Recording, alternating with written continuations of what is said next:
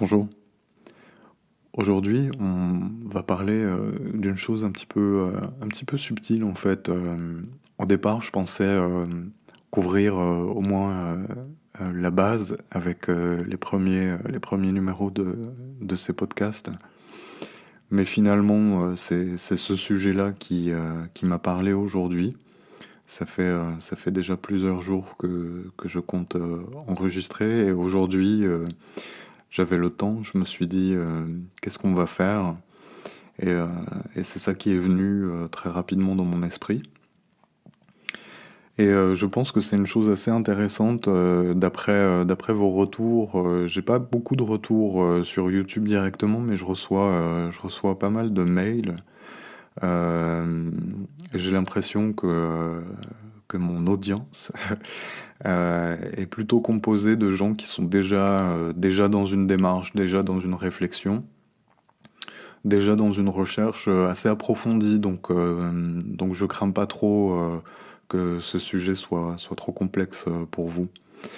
Alors aujourd'hui, il s'agit d'une chose, c'est un peu un cerbère, c'est-à-dire ce monstre mythologique, ce chien en trois têtes, parce que c'est une chose qu'on amalgame souvent, mais qui, à mon sens, est composée de trois entités assez différentes. Ça peut se regrouper autour du verbe je veux. Alors dans ce je veux, on trouve, selon moi, trois choses qui sont assez essentielles à la nature humaine, qui sont le désir, la volonté et les besoins.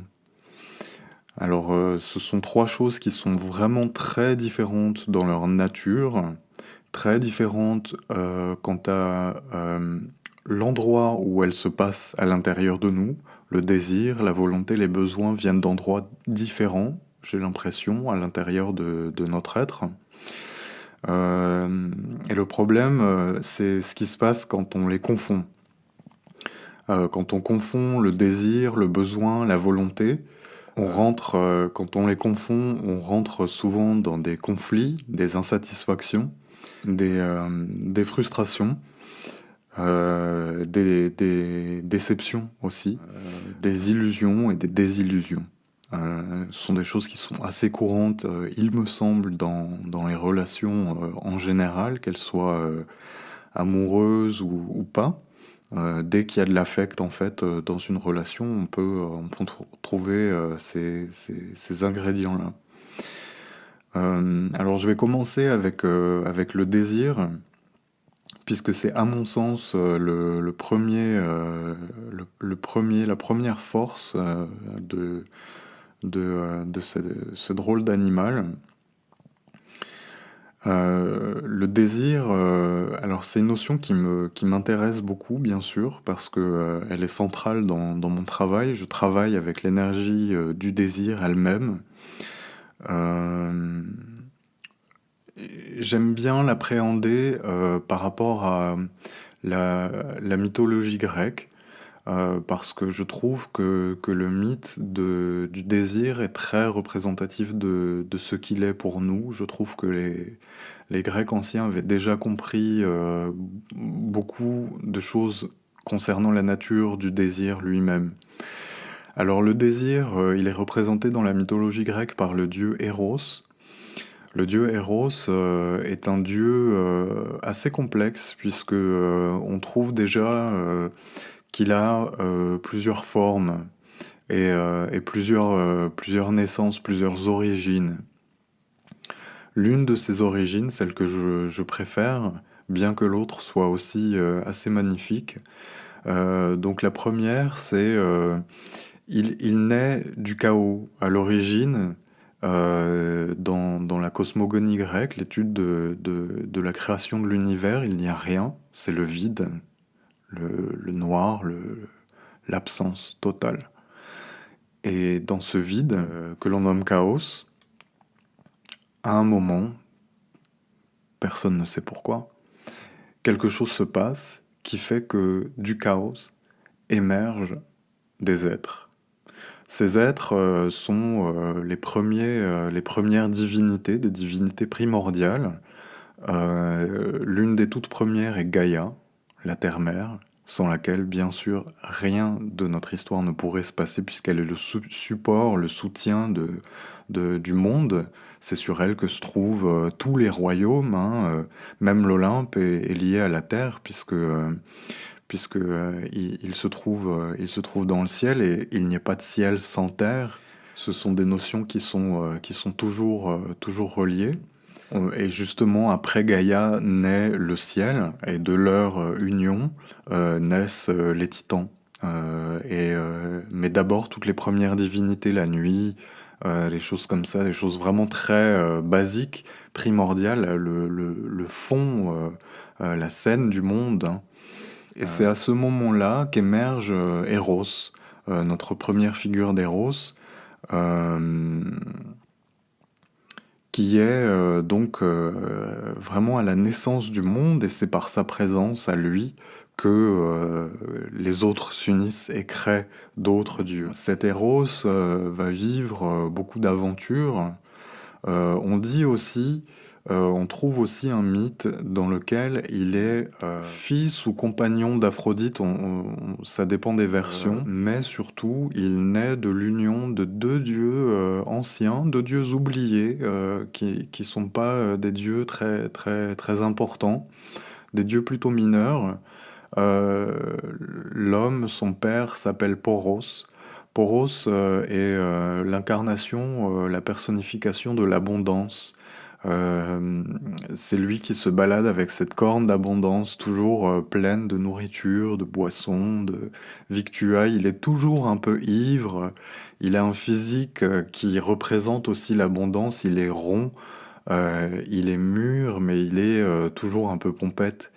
Euh, et il va dans la vie sans beaucoup de soucis, hein. Partout où il va, il trouve le gîte, le couvert, un abri, et beaucoup de monde pour s'amuser avec lui. Il est toujours bien entouré. Et la mère d'Eros est l'opposé. Elle s'appelle Peña, et elle est la personnification de la misère, du manque, de l'absence perpétuelle. Elle va mendier sans cesse, de porte à porte, de temple en temple, et elle reçoit toujours le strict nécessaire, le strict minimum pour lui permettre de continuer à avancer dans sa vie pénible et à continuer à mendier. C'est un sort éternel, puisqu'elle est immortelle.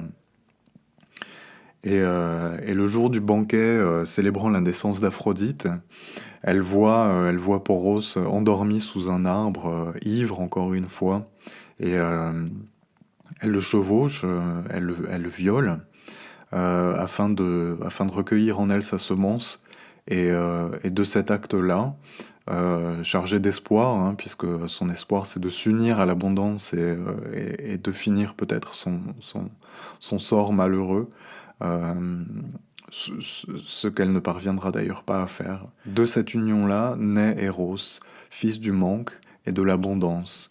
Donc ce désir, son origine nous éclaire vraiment sur qu'est-ce qu'il est, pourquoi on le ressent, pourquoi il vit, pourquoi il existe. Il est à la frontière entre le vide et le plein, tout comme dans son autre naissance, hein, où il sort du chaos, il est aussi lié au vide. Ici, ici, on voit il est fils du manque et de l'abondance. Une autre indication intéressante de ce qu'est le désir pour les anciens, de ce qu'était le désir dans l'Antiquité, est l'étymologie du mot. Donc c'est un mot d'origine latine, dont la racine est sidus, qui signifie l'étoile d'une constellation. C'est un mot c'est une racine qui a donné naissance à différents termes, comme constellation, mais aussi considéré, et des termes en français, un terme en ancien français, qui est consiro, qui voulait dire cesser de voir. C'est-à-dire en quelque sorte être aveuglé par la lumière de l'étoile, de la regarder tant qu'on n'est plus capable de la voir. Euh, c'est un terme aussi qui est relié à la notion de regret, de nostalgie. Euh, ce qu'on peut parfois ressentir, en tout cas moi je peux le ressentir, une certaine nostalgie quand on regarde le ciel, quand on regarde les étoiles, il y a quelque chose de l'ordre de ah, qui se passe à l'intérieur de moi et je pense d'autres personnes. Le désir, on voit, il est lié à une séparation, forcément, mais c'est aussi une force assez incommensurable, hein, parce qu'il il naît et il aspire à de grandes choses. L'étoile, c'est pas... quand on dit décrocher la Lune, c'est quelque chose. La Lune, par rapport à une étoile, elle est très très proche. Quand on regarde une étoile, c'est encore une autre échelle. C'est une échelle cosmique, c'est une échelle euh, globale, en fait. Vraiment, euh, ouais, universelle. Et puis on a aussi ce que représente le désir dans l'hindouisme et dans le système des chakras. Alors le désir, il se passe beaucoup au niveau du deuxième chakra, juste deux doigts sous le nombril. C'est le centre, hein, c'est vraiment le centre énergétique de l'être dans la plupart des philosophies énergétiques, hein, en Chine, au Japon, qui ont beaucoup développé ça aussi. C'est vraiment là qu'on trouve le centre de l'être. Pourquoi? Parce que c'est non seulement le centre de gravité, mais c'est aussi le centre de notre sexualité. C'est à partir de là qu'on ressent le désir sexuel. C'est aussi à partir de là qu'on crée, qu'on procrée. Donc c'est à partir de là que vous avez été créé. Euh, que j'ai été créé, puisqu'on a vu que je ne sortais pas d'un œuf. Euh, et, et quand bien même, donc ce désir, c'est une force primordiale qui est liée à la créativité, qui est liée... donc dans le système des chakras, il correspond à la couleur orange, la couleur de l'excitation et la couleur de la créativité, la couleur de la stimulation. C'est ce qui va nous stimuler. En fait, ce que je comprends, moi, un petit peu dans tout ça, c'est que ce désir, c'est notre force vitale. C'est ce qui nous pousse à avancer, c'est ce qui nous pousse à créer dans notre vie, que ce soit quand on déballe nos affaires de peinture parce qu'on a une idée de toile ou qu'on sort notre stylo, mais aussi quand on va faire les courses pour acheter à manger, quand on va rencontrer des gens, quand on sort dans le monde extérieur et qu'on s'unit en fait à quelque chose ou qu'on produit quelque chose. C'est ce désir-là, c'est la force de vie en fait tout simplement. Donc c'est pour ça que je l'ai traité en premier dans cette partie. C'est ce qui est à l'origine vraiment de toute chose. Donc ce désir-là, c'est très intéressant de se connecter avec lui, de le rencontrer dans notre vie, dans notre corps. Vous avez sans doute tous et toutes déjà remarqué que quand vous écoutez votre désir, un vrai désir, hein, on va différencier ça tout à l'heure dans d'autres numéros avec les besoins et la volonté. Mais le désir, le vrai désir, quand on le vit, quand on le comble, quand on l'honore, en fait, j'ai envie de dire, parce que c'est plus une histoire de l'honorer, de l'écouter et de l'honorer, d'honorer cette force de vie. Il y a presque une notion de faire une offrande, hein. Il y a vraiment comme ça quelque chose de cet ordre-là dans ma conception des choses, en tout cas. Quand on honore ça, on se sent déjà beaucoup plus centré, puisqu'il nous ramène à ce centre, hein. Il nous happe un peu dans cette, euh, dans cette sphère-là qui se situe vraiment au centre de notre être. Et j'ai la sensation qu'on est recadré, qu'on est vraiment remis sur une ligne dans notre axe, dans notre vérité. Et une fois que ça a été accompli, le désir, c'est quelque chose qui ne s'arrête jamais. C'est un moteur qui se nourrit de sa propre action, de sa propre existence. Donc, il passe, hein, un peu comme sa mère, de porte en porte, ou même comme son père. Hein. Ses deux parents sont des voyageurs, des gens qui sont toujours dans le mouvement. Et lui aussi, d'ailleurs, il est ailé. Euh, je vous enjoins aussi, là je vais pas vous la raconter parce que c'est vraiment long, mais il y a une très belle histoire du mythe d'Héros et Psyché.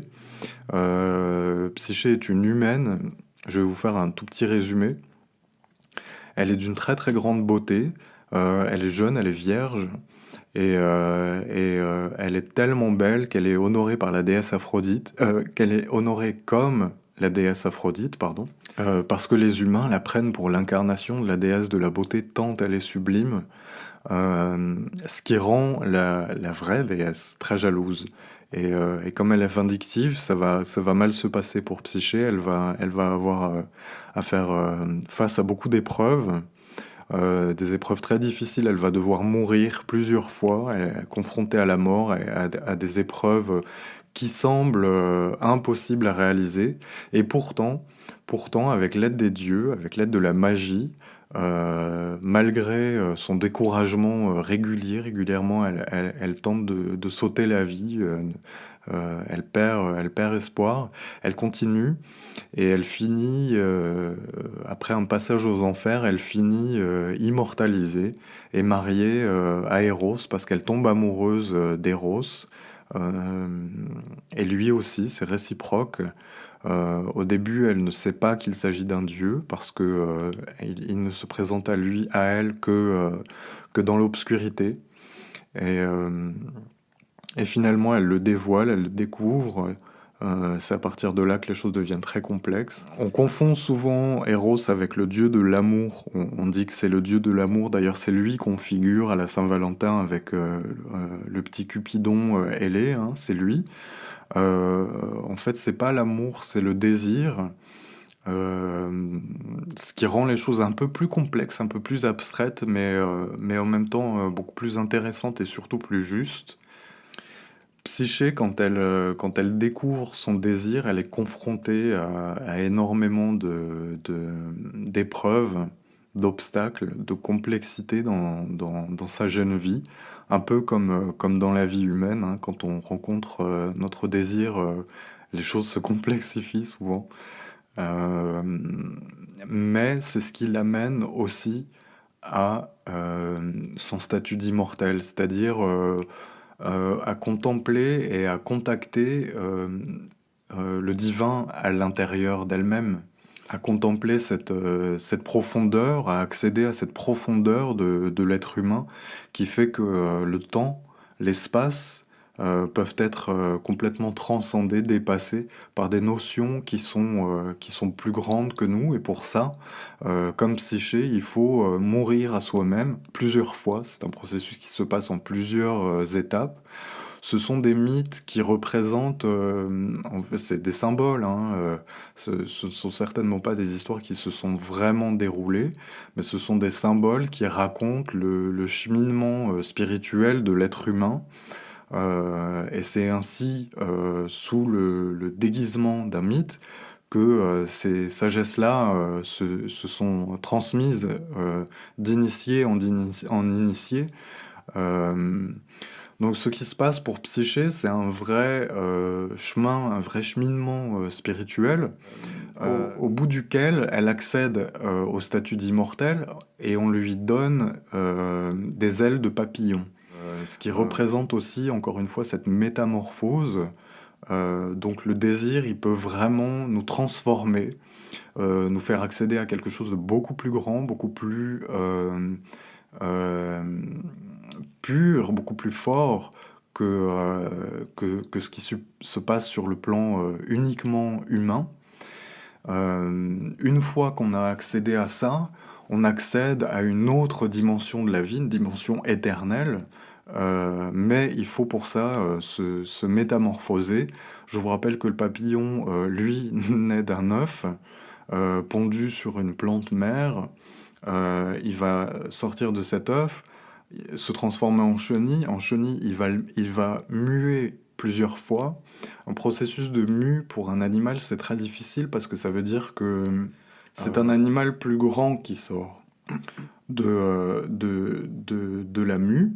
Donc il y a un moment forcément où on se sent étouffé, on se sent contraint, on se sent comprimé et on a du mal à bouger, on est un peu privé de notre liberté jusqu'à ce que l'ancienne peau craque et de là sort un être neuf, plus grand, plus beau.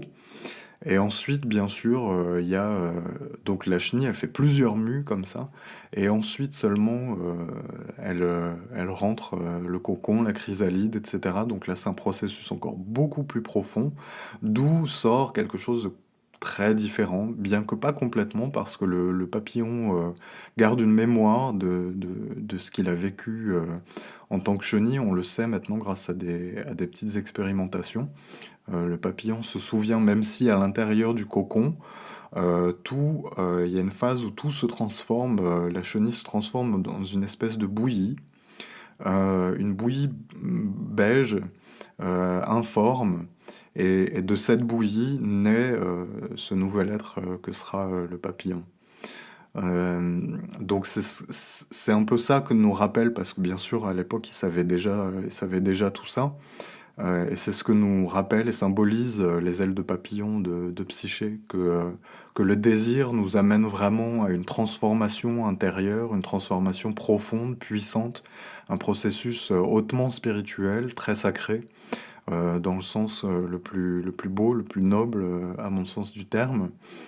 Et voilà, donc écoutez votre désir, suivez-le, vivez-le, dans le respect de qui vous êtes, de ce que vous êtes. Les prochains épisodes vont aussi clarifier ces notions-là, mais écoutez votre désir et suivez-le, suivez-le. C'est une belle façon de s'aimer, de se découvrir, de s'honorer et d'évoluer, bien sûr, dans la vie. Voilà, comme la belle Psyché, on est tous un petit peu cette belle jeune fille. On est tous cet être mortel qui cherche à accéder à quelque chose de plus beau, de plus grand.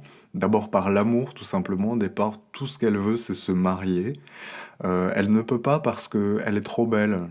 Elle est trop impressionnante, elle a beaucoup d'admirateurs, mais personne au fond ne veut d'une femme aussi belle. Trop, c'est trop. Et c'est ce qui la pousse sur un chemin bien plus intéressant qu'un sort autre, puisqu'elle va vraiment visiter le monde à l'extérieur, mais aussi à l'intérieur d'elle-même. Voilà. Je vous remercie pour votre écoute. Je vous dis à très bientôt. Et aimez-vous. Au revoir.